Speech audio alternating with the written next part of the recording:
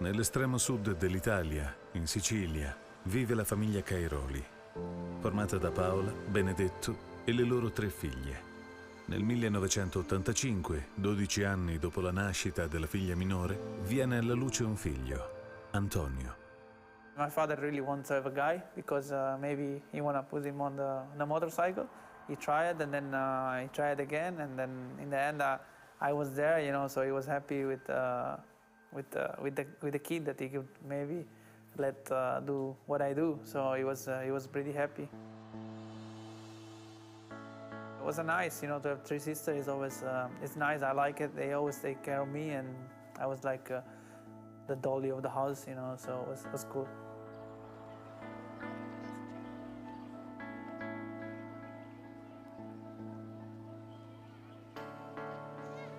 When I was going for 3 years old, I was very small, and after I come back from the school for the little ones, I come back and then he say, go watch in the garage because there is some presents.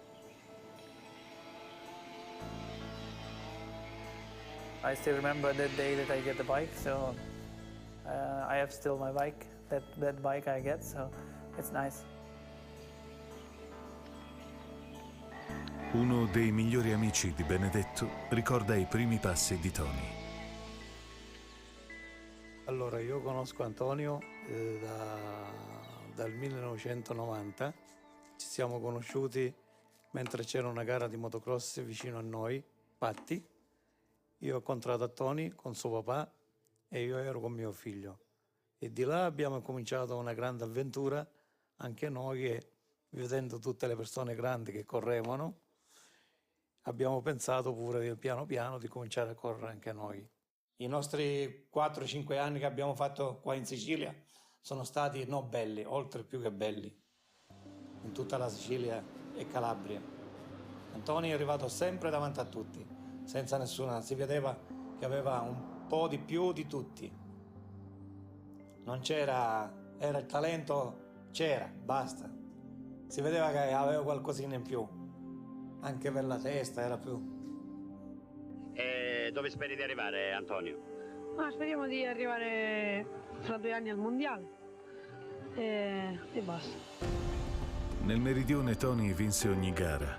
Per questo si trasferì al nord per partecipare al campionato italiano. Finanziariamente questo fu un periodo molto duro per la famiglia Cairoli. It was not easy because for us the race, they are pretty far from Sicily. Going to do the Italian Championship was, almost going back. The closest race was 2,000 km, so it was pretty expensive. Sì, è stato da quando abbiamo cominciato che Antonio andava a girare a nord, anche da minicross. E quando partivamo io e Benedetto, era un problema. Per me magari non era il problema perché io lavoravo, facevo il carrozziere, qualcosina di soldi in più ce l'avevo sempre, però Benedetto era sempre un pochettino traballante.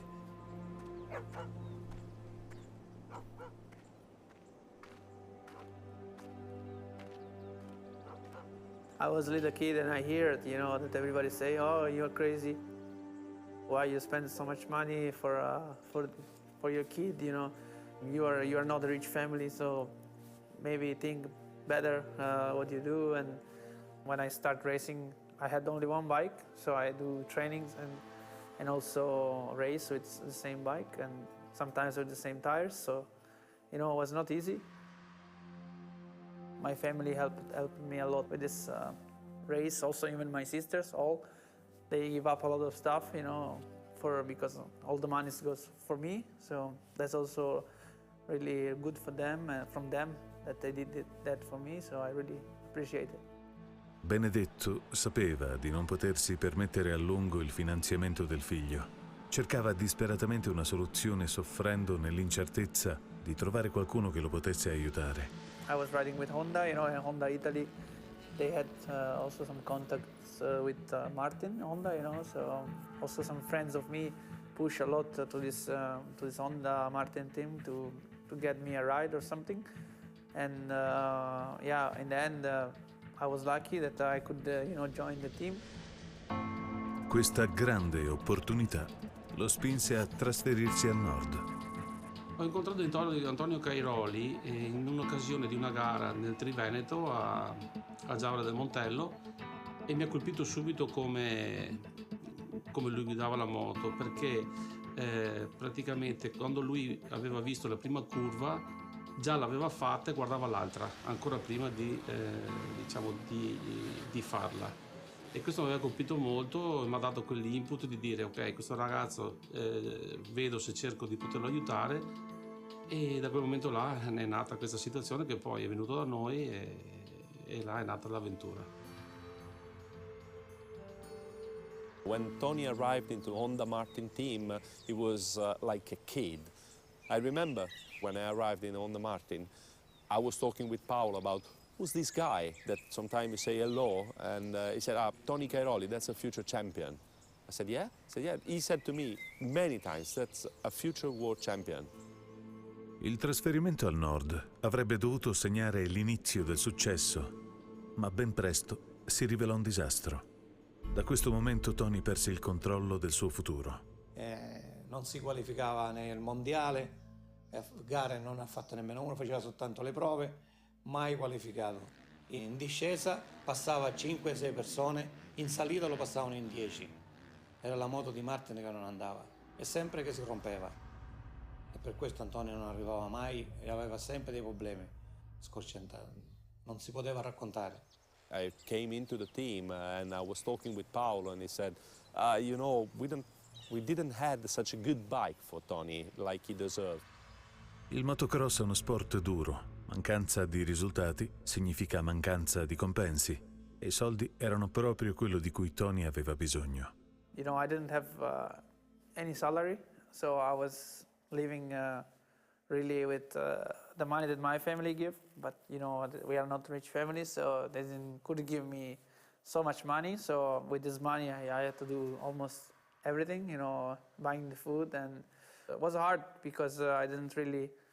I wasn't so strong, you know, on that time, but there was my family helping me a lot with trying to be strong and be there. Sure, he was a little bit homesick. That moment, it was one of the first experience of living far away from home, and for an Italian boy, even more probably for a Sicilian boy, was a bit difficult to stay far away so much and so long from the family. Particolari, adesso magari è facile parlare perché adesso Antonio è un campione, Antonio di qua, Antonio di là. Io l'ho sempre visto come un ragazzo umile che si è messo in discussione e con umiltà affrontava anche delle situazioni pesanti che magari in quel periodo c'era ancora quella discriminante del nord col sud o altre situazioni.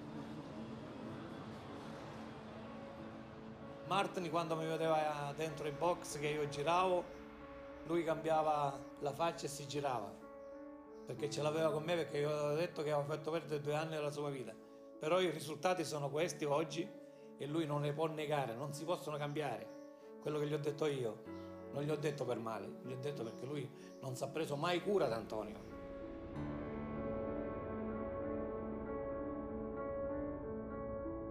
I was not really, helped to grow. I was, all by myself. They didn't see future for me so much. My motivation was going down, and also my riding wasn't going so good. So I was giving up. I had to say, because I want to go back home to my friends, and but if I want to ride motocross, if I go to Sicily, I was like maybe riding local races, and I didn't have any future. Alla fine del 2003 la carriera di Tony sembra giungere precocemente al termine. All'epoca Honda non poté rendersi conto di avere nel team un futuro campione.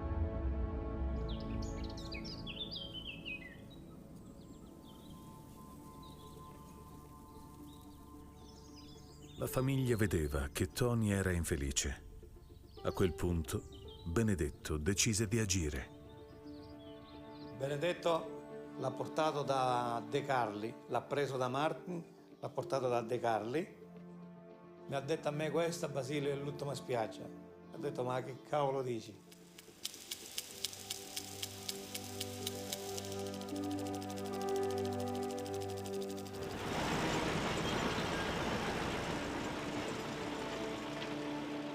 Lui è venuto nel fine 2003, che era ottobre circa, e lui in quel periodo era molto esile, molto piccolino, addirittura quando lo portai a casa mia mamma dice Madonna, come fa sto ragazzino a tenere la moto da motocross? E, insomma c'aveva l'aspetto di un bambino proprio, veramente.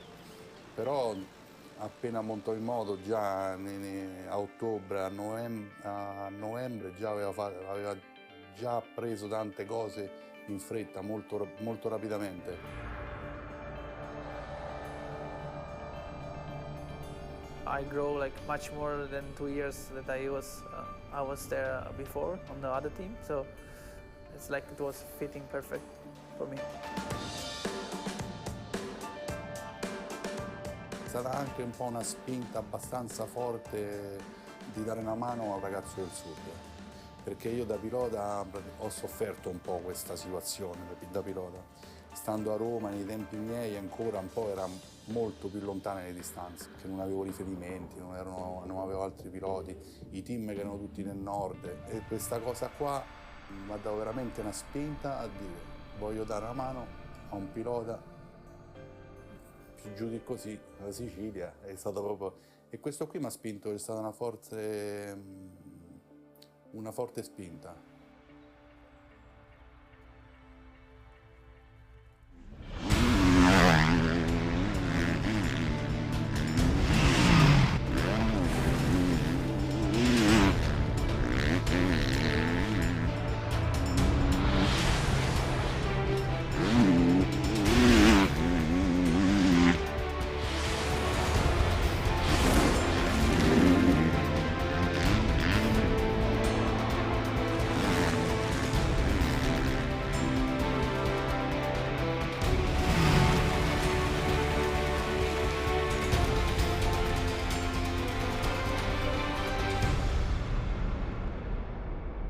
Così poi ha cominciato con Claudio.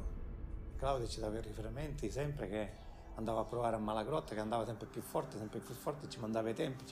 Poi è cominciato il mondiale e è cominciato il countdown al contrario. Sotto la guida di Claudio, Tony raggiunse nel giro di un paio di mesi la preparazione necessaria per una stagione del campionato mondiale. Nell'inverno del 2003, il team De Carli si trasferì in Belgio per gli allenamenti su piste sabbiose, come in Italia non se ne trovano. Si può correre su diversi tipi di piste, ma essere veloci e agili sulla sabbia è molto più difficile.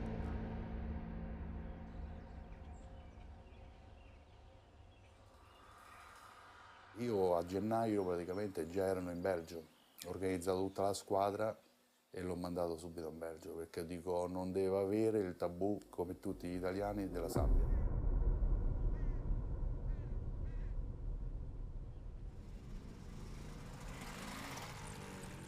On the sand tracks, I was living in Lommel and I was close to Mark, the rover, so he was, the king on the sand, at that time. So I learned also a lot from him. He was sometimes making fun of me because he still now, when I come there for the first time, he was like, I was like 15 seconds slower than him.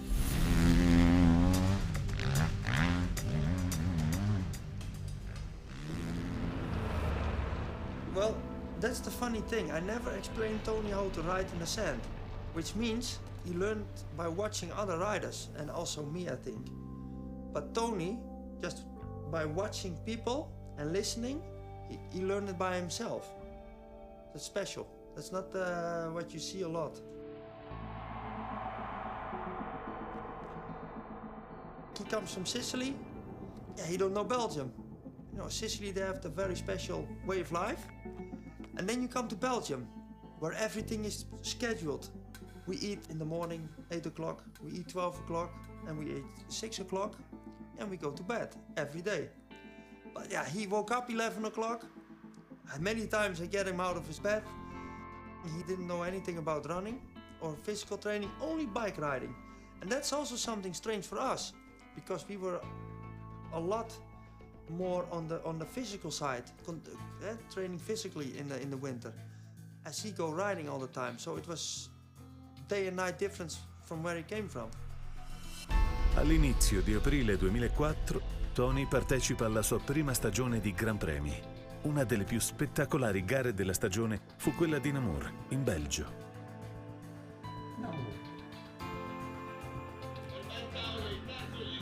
Questa è la gara più bella della storia, almeno per me.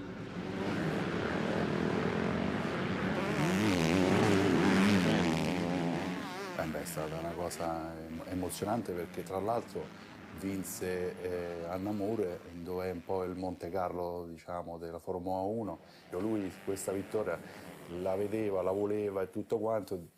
Avevo paura più che altro che andava magari, perché è un po' pericolosina anche un po' la pista, tra gli alberi, il viscido, una pista un po' particolare. And you never will imagine that such a skinny boy, so light on the bike, could make a victory there.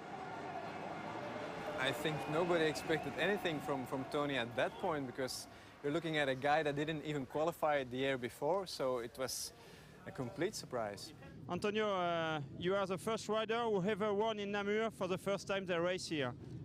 È molto bello e sono molto felice di aver vinto su una pista storica come questa e niente, sono felice, molto felice. Yeah, you know, I'm really happy because I know that this track is an historical track and many great riders won there, so I'm really happy to win here. Nella prima stagione dei Gran Premi, Tony terminava al terzo posto nella classifica generale. Nel 2005 Tony parte tra i favoriti per il titolo mondiale, ma alcuni incidenti con un avversario rendono complessa questa seconda stagione.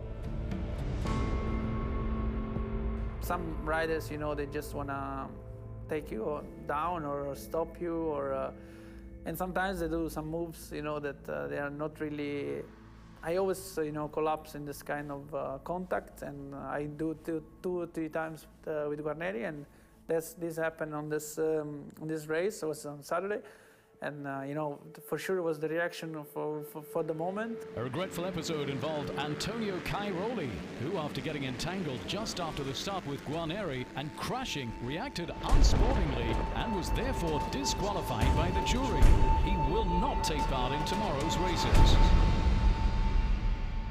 Yeah, for sure I remember because I was there, it was friends, and it's the only time that I saw Tony make a silly mistake.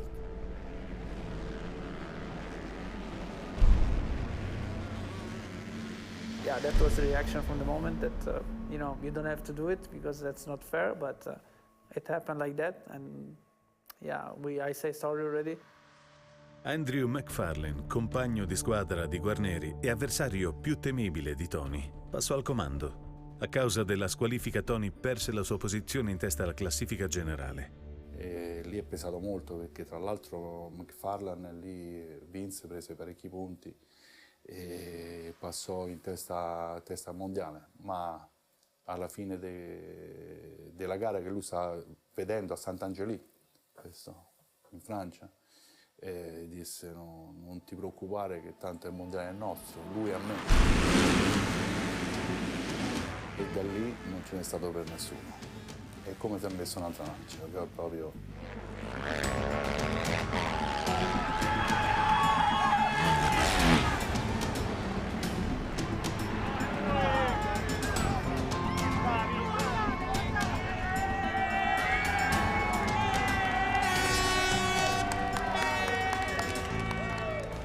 And again, an Italian winning the title in Holland on the sand track like Lirop. That was something not common, not normal, and people start thinking at that moment that Tony was different because the way he was riding in the sand, it was honestly not normal for an Italian rider and not for such a young kid. Nel 2005 Tony vince il suo primo titolo. Fu un'esperienza fantastica che tuttavia ebbe il suo prezzo da pagare.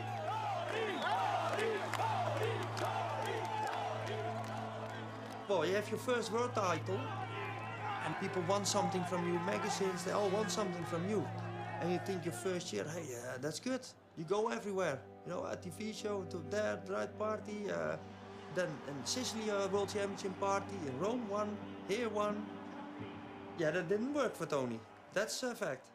For sure, You know, when you get a title, you know, you do a lot of fun things, and maybe you put the trainings a little bit, you know, on the side, but still, I was motivated, you know, to win again. The number 1 plate, Cairoli.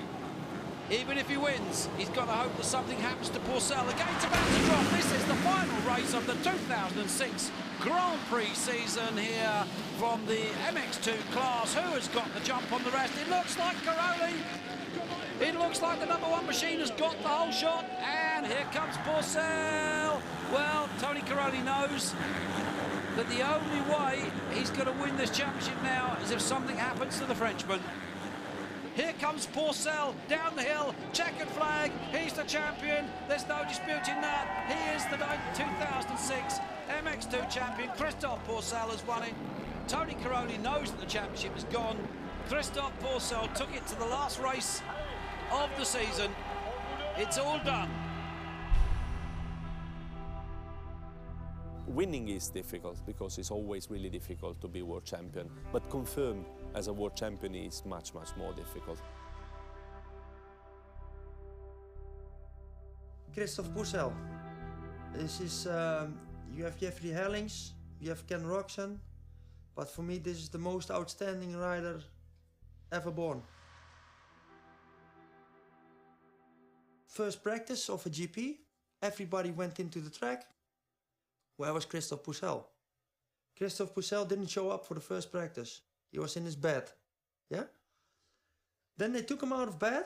Then we had a pre-qualifying. Everybody in the track, no Christophe Pourcel. Then 10 minutes before time, Christophe Pourcel come in the track and he take pole position. That was a very mental, difficult thing to take.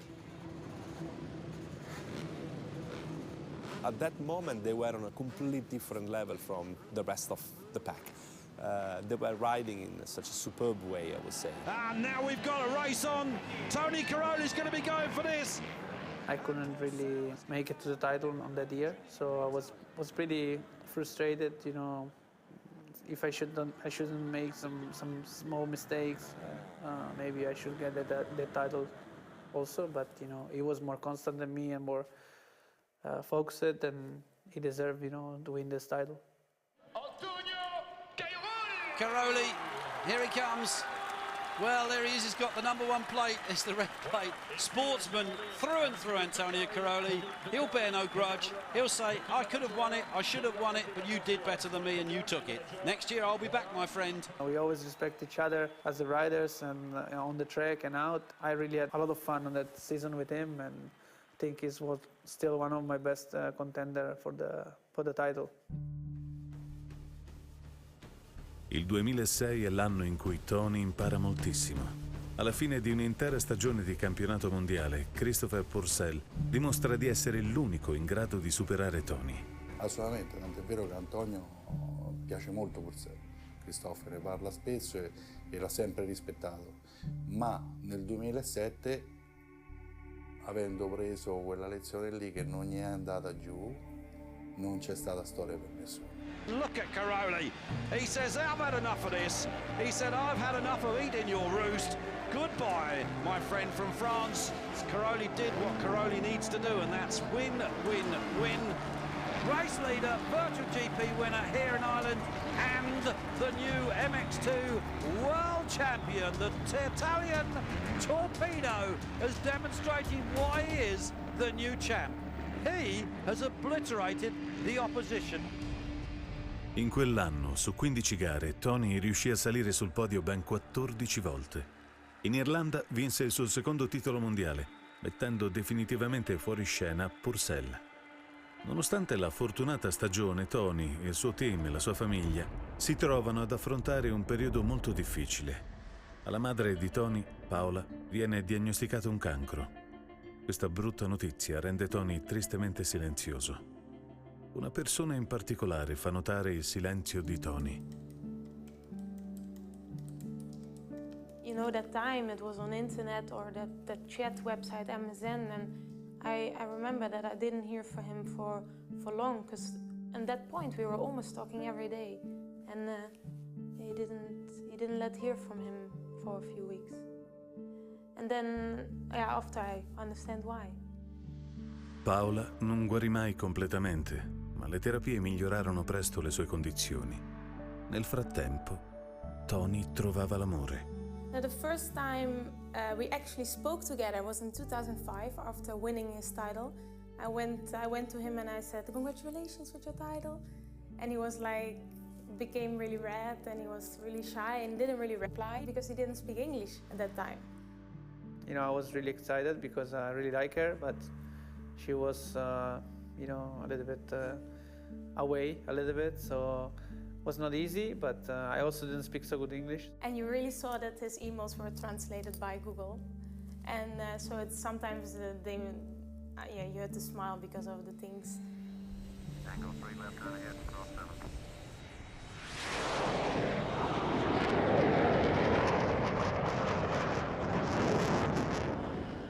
It was really romantic, especially the first years. When he officially asked me to be his girlfriend, he took me to Rome. And then after dinner, he took me to the garden and he put the electricity cable on. And there was written my name in the garden with all the lights. Really nice. I was always, you know, romantic with girls, but I mean, for sure with her I was a little bit better, a little bit special, more special stuff that I do for her. So you do everything on that time, and if you're really in love. Diciamo è stato anche un po' fortunato Tony, perché è molto appassionato di questo sport e questo è importante. Anche se giovane, perché quando Jill è arrivata anche lei, insomma, giovane, ma l'ho trovata molto matura e molto ferma. E questo è stato molto importante per Tony. Tony secondo me è cresciuto vicino a Jill. Da quel momento Jill diventa per Tony il punto di appoggio più importante. Negli anni a venire lui la vorrà avere sempre al suo fianco.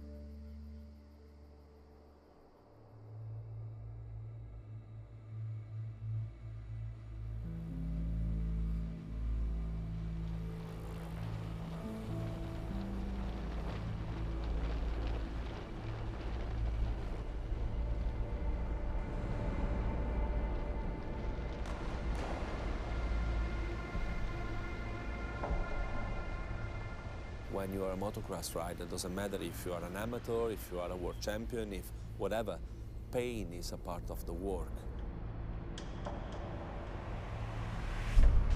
You know that at the moment that you ride your bike, you put your helmet on, you will suffer.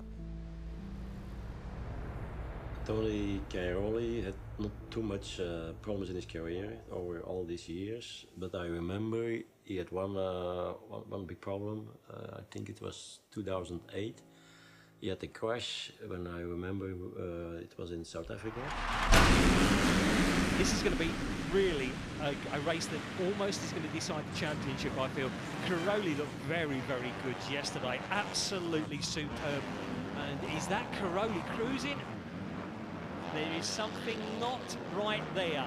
I think he's hurt his leg somewhere along the line. He seems to be favouring that left knee. Now, I could be talking completely... He didn't crash. He just had contact with another rider, put down his feet, and felt immediately there was something wrong. He came into the pit lane straight away. This is going to be a disaster because if he is physically hurt, it's going to be a miracle if he can get out into the next motos. And he couldn't really describe the pain. He just had to say like it don't feel stable. It was really unstable. I was almost feeling that he was screaming in the helmet.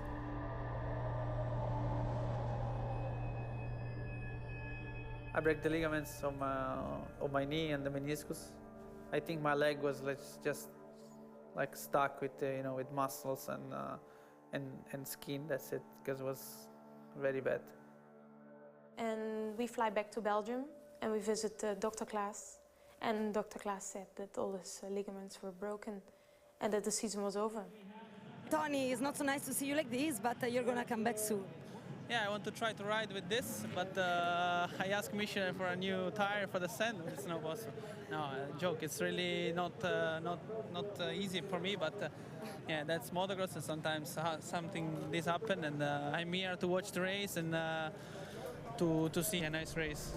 L'infortunio al ginocchio fu molto grave, ma l'operazione e il molto riposo si rivelarono la cura ideale per Tony. Purtroppo, la guarigione venne bruscamente interrotta. Tony called me and he said the knee was not so good. I said, what's the problem? The knee was swollen and it didn't feel good. The whole story was that fluid was taken off of the knee, and then after that there was an infection. And when he came in our hospital, we checked it and immediately we saw it was not good, fever, and it was really an infection on the knee. Then we had to do some surgery again for cleaning the whole stuff.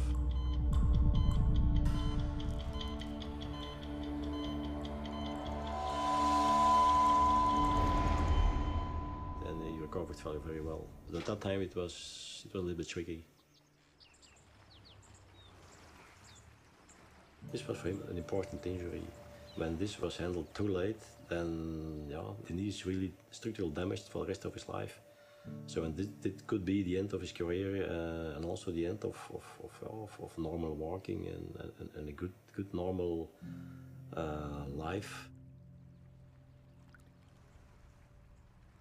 It's a bad point that I remember, but I learned a lot from this injury, and now I try to stay away from as much as I can from this kind of things. A causa dell'infortunio, Tony nel 2008 non poté concorrere al titolo mondiale, ma la stagione del 2009 rappresenterà un nuovo inizio. Il team De Cairoli, con Tony, passa alla classe MX1 dove si corre con le 450 cc. Il potente motore Yamaha venne preparato in modo che Tony potesse sfruttarlo per tutta una gara. And once bitten, twice shy. Tony Cairoli will certainly be wary. And I know exactly where it's going to pass him. Over the second tabletop, you watch Cairoli. I bet he keeps it low.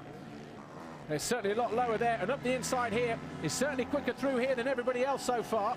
And just as good as that, Tony Cairoli on the gas, makes no mistake about passing Clément de Sal. Nice little knack there over the tabletop. I was riding immediately very good. I like it, the 450 a lot, and in the beginning, I struggled a little bit on the Italian Championship, but then when we started the GPs, I was already feeling very good, and my goal was to win the title immediately. Mentre Tony passava in testa alla classifica, lui e Claudio si recarono da Yamaha per rinnovare il contratto. La trattativa finì in modo inatteso perché Yamaha aveva un problema. It comes to a boiling point because you have these guys, Claudio De Cairoli and his team, and Tony Cairoli, are fighting for dominance, and this would be the obvious choice to go to for Yamaha to get factory support. But politically, it must have been a very complicated situation. So you have the racing leader of Yamaha Europe, Laurens Klein-Koerkamp, who has to make a decision. Do I stick with the next big thing, with Tony Cairoli, who started just in MX1, or do I go with Michele Rinaldi, who's been there before, did so many great things for Yamaha? It must have been very complicated to guide all that, and also, of course, both teams are Italian. Tony and Claudio went to Amsterdam to talk with the Yamaha people, and going to the conversation, thinking to sign for another few years. But then they stopped us, and we were with no bikes for the. I was winning the title, for Yamaha, and then they didn't want to continue with the Cairoli team. E questo ci è caduto dal cielo perché eravamo in testa mondiale, stavamo facendo una cosa esagerata per Yamaha,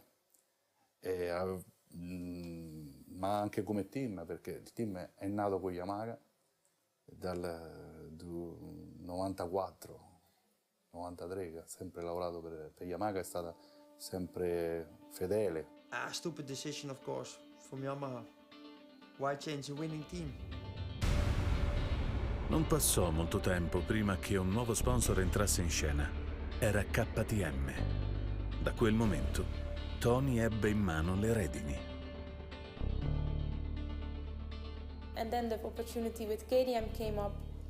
A lot of opportunities came up. Even the opportunity to go alone to KTM, that KTM only signed Tony. But in that moment, he chose to go to KTM with all his team. He took all his mechanics, he took Claudio. And on that moment, that was a decision that he didn't choose for the money. He chose for his heart, and he chose for which decision was feeling good. And he proved so many times already today that was one of the best decisions he ever made. Dalla stagione successiva Tony gareggerà per KTM e questa decisione lo porterà a vincere il titolo mondiale nella classe MX1 e molte altre vittorie seguiranno ancora. It's his first year in this MX1 category.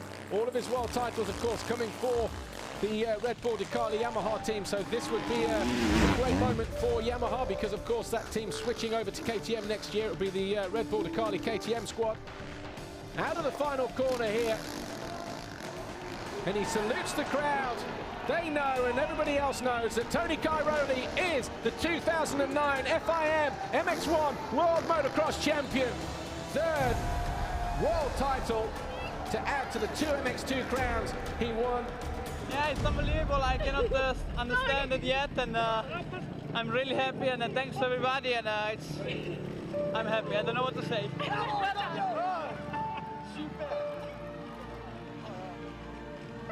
And big hugs from everybody all around, his girlfriend, of course, and there's his mum.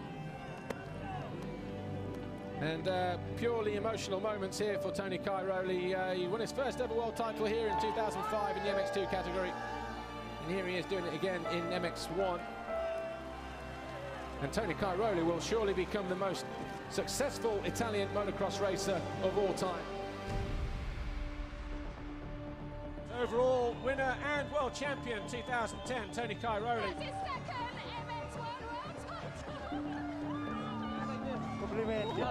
And that's world title number 4.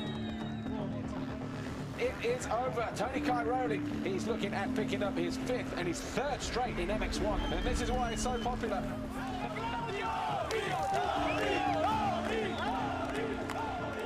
Tony Cairoli, since he picked up that double DNF in Swedenborg, I think the win rate has been incredible. I think it's 10 out of the last 11 motos he's won. I mean, that's a championship form you cannot defeat. Look at that. 6 world titles, but I think it ties in with Joel Robert, the 2nd most successful motocrosser in the history of the sport. Yeah, amazing, amazing. Tony Cairoli is world champion for the 6th time.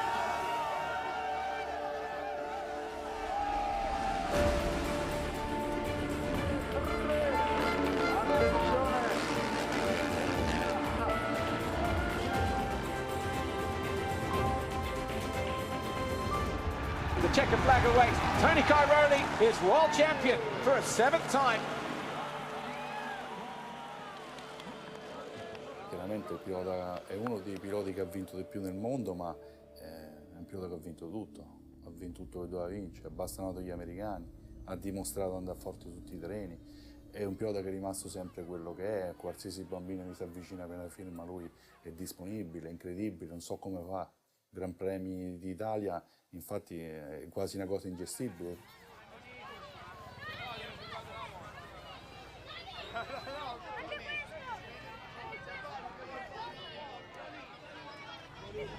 Succes vandaag. Ja, dankjewel. Op weg naar de laatste wereldtitel. Wauw, waarschijnlijk wel. Hè. Geniet ervan. Hè. Ja, ja.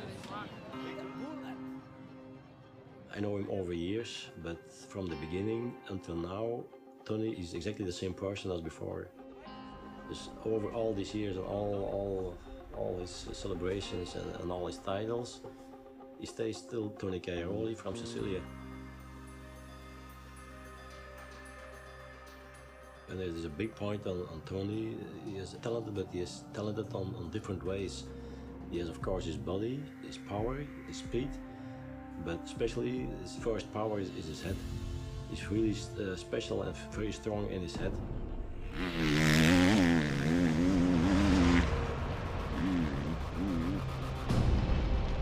What's also very special on Tony is that Tony is not a real trainer. Tony is not a real physiotherapist.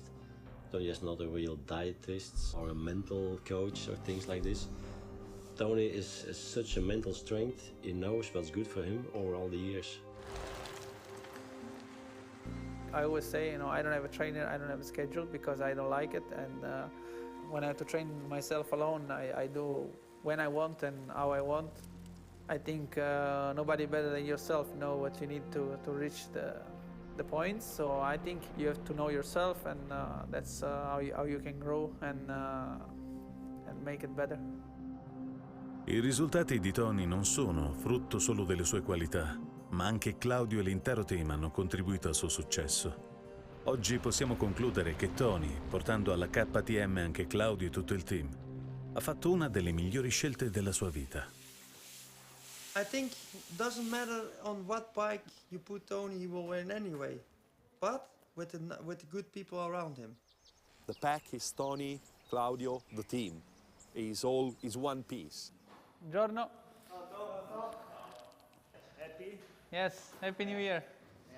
KTM was smart enough to say, we keep all the pack. We give you the control of the team, of the bikes. We work together, we cooperate. And you're going on like you are doing at the moment. We don't want to change anything because we know that it's really important and delicate. So that was the winning decision till now, I think. Il team De Carli rappresenta un modello per molti altri team, come le piccole squadre satellite. Questo anche grazie agli straordinari successi di Tony. Per Tony è importante poter contare sui migliori accessori per la sua moto. Infatti è rimasto in ottimi rapporti con alcuni marchi che utilizza sin da quando era bambino. You have technical sponsors for the bike, like brakes or the air filters, and they are the best in the business. I am riding with Airo. That's one of the best helmets that you can find. Gives a lot of security when you ride. I feel very, very comfortable with this brands.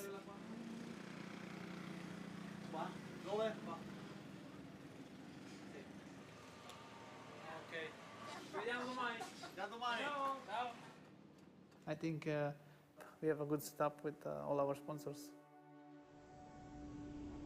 Tony, partecipando ai campionati mondiali, ha girato il mondo. Ora, dopo ogni Gran Premio, si concede un po' di riposo in una frazione di Roma, nelle vicinanze del team De Carli.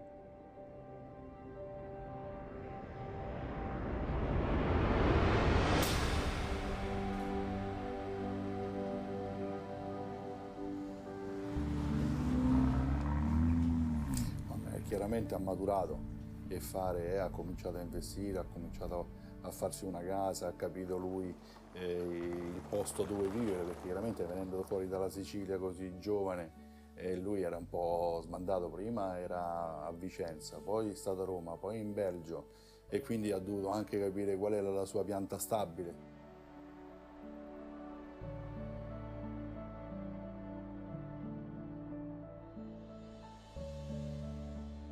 Quindi una volta capito questo ha cominciato a investire, ha comprato un terreno, ha comprato una casa, ha cominciato a programmarsi un po' il futuro, diciamo, e questo sta facendo adesso, quindi è maturato.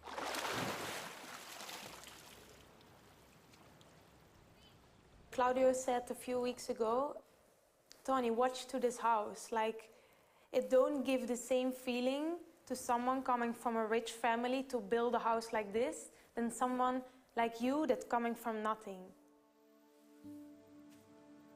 I think it made Tony also realize a little bit, because Tony has for him, stuff or houses have no worth. I think because he never had stuff, he don't ask stuff. He's like racing for 1.5 years with the same braces. He just didn't think they're still good. But they are still good. But like him, that ride every day his bike, you can ask new stuff. You can ask it, but he's like that, and I also like that part of him. I don't want to change that. It's nice. I ask what I really need, and because that's what I learned when I was a kid. I had nothing. I had one helmet maybe for 3 years and one shirt for 1 year, and and 2 pence. So that's what my family learned me, to don't waste stuff. Tony è Tony, per via del modo in cui è stato educato. Per tutta la vita ha avuto il sostegno dei suoi genitori Paola e Benedetto, sempre pronti a sostenerlo con amore, mentalmente o finanziariamente, specialmente quando Tony ne aveva più bisogno.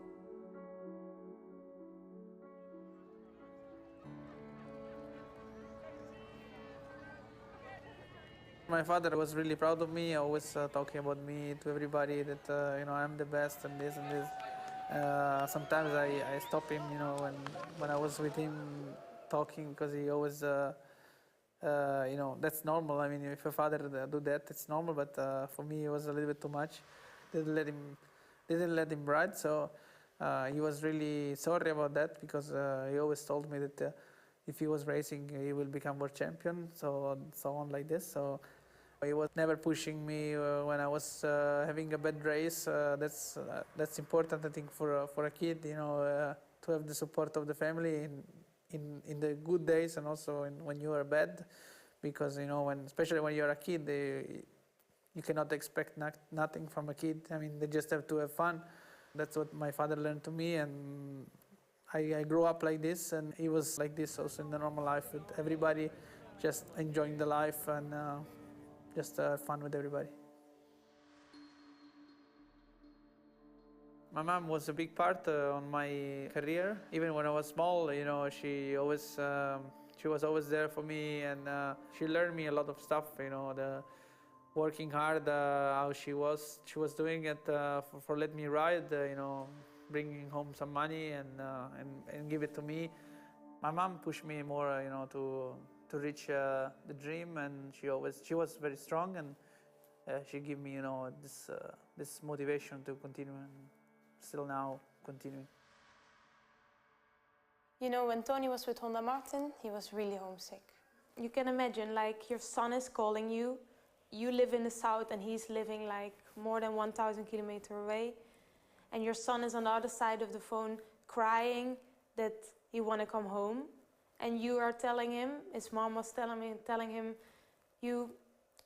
if this is what you want to do, you should be there. You're at the right spot. You shouldn't be with us. For sure, for a mom, you don't want nothing more than your son to come home. And that's something about how strong his mom was. She helped me a lot on this side with, don't give up and continue.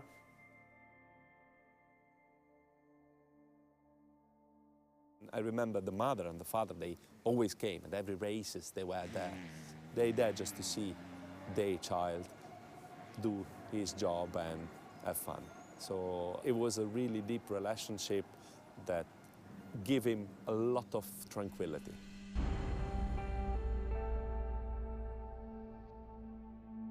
Dopo 4 anni di malattia, la madre giunse alla fine della battaglia. Mentre Tony si avviava alla conquista del suo 5º titolo mondiale, le condizioni della madre peggiorarono. Tony lo sapeva.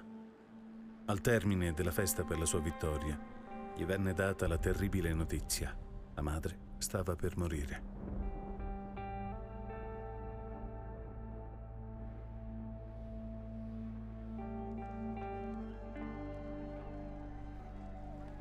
Sì, è stato un momento difficile, perché fra la gioia di vincere un altro titolo e sapere che comunque la mamma era in quelle condizioni, non era mica facile. Like always, we had this party with the whole team, and it was nice. But you were feeling already it was not the party like always. You felt there was something going on. I want to say thanks to everybody, and I dedicate this victory to all my team. And first, I want to dedicate to my mom, because she's sick and she couldn't be here, unfortunately, today. So I hope she can feel better and she come back maybe to next GP, or at least she will be good for the end of the year. So, ciao, mamma.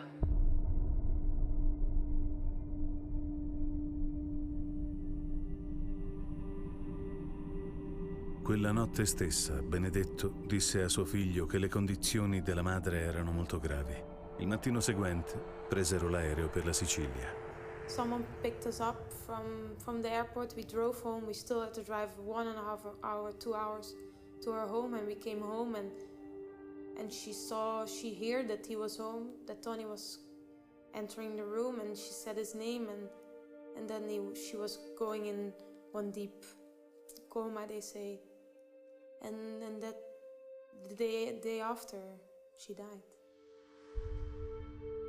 I'm pretty sure, she was there, like waiting that I get the title for her, and then she was more free to go,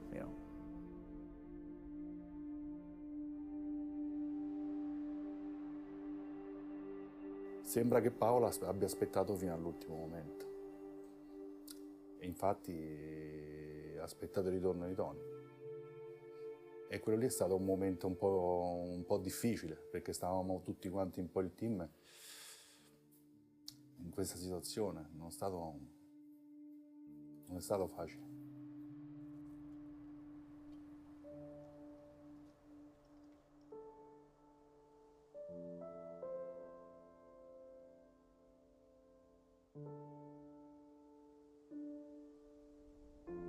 Durante la realizzazione di questo documentario nel 2014, il padre di Tony è deceduto per un attacco cardiaco. All'età di 28 anni, Tony non ha più genitori che lo sostengano.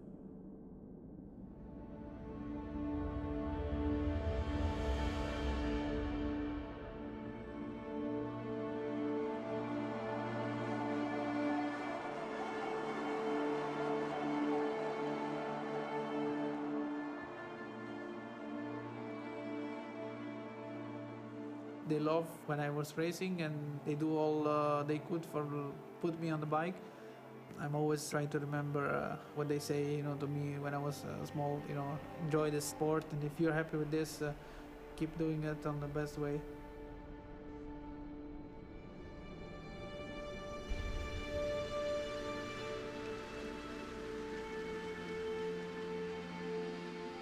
He's made for this. He's made for making his sport popular.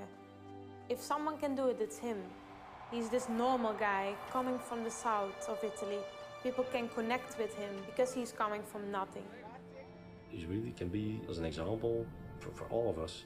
He's exactly the same person as before, and with the 2 feet on the ground. So I think when there's a message that Tony sends to the world is this. And besides that, Tony has to be grateful to his parents. He's gifted with a lot of talents, but he's aware of that, and this makes him a really great person. I will dedicate this victory to my father that passed away last week. So we miss you, and watch me from up there. Edu, go, Antonio, Antonio, Antonio, Antonio, Antonio, Cairoli!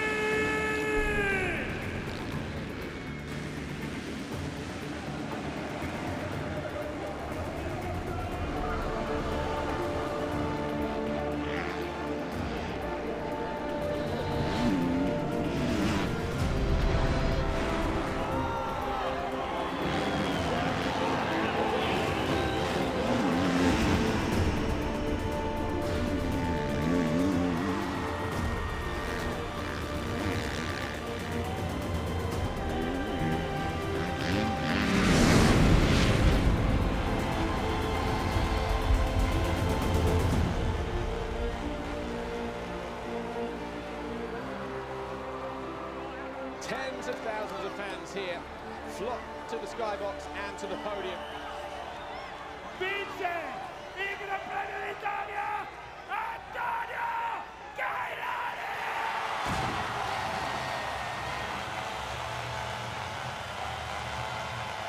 Listen to the reception.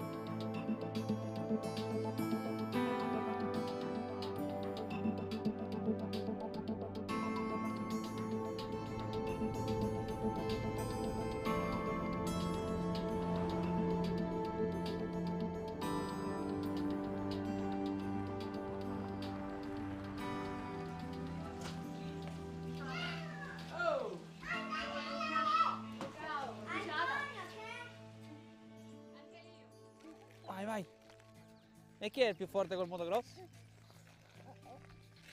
Chi è? Tu! Antonio? Cairoli. Cairoli.